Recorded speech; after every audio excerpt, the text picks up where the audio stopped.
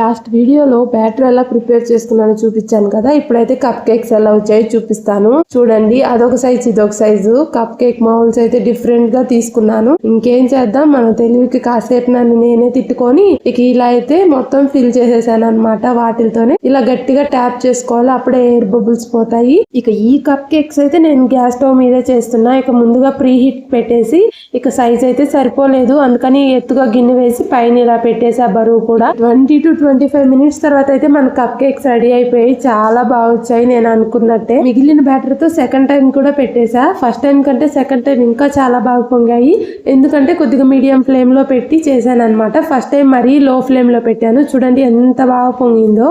ఇక cup cakes taste విషయానికి వస్తే చాలా స్పాంజీగా వచ్చాయి, చాలా బాగున్నాయి. చూడండి మీరే, మా పిల్లలు కూడా చాలా ఇష్టంగా తిన్నారు. ఇక ఈ వీడియో నచ్చిందా అయితే ఖచ్చితంగా ఒక లైక్ చేయండి. ఇలాంటి మరిన్ని వీడియోస్ కోసం సబ్స్క్రైబ్ చేసేయండి.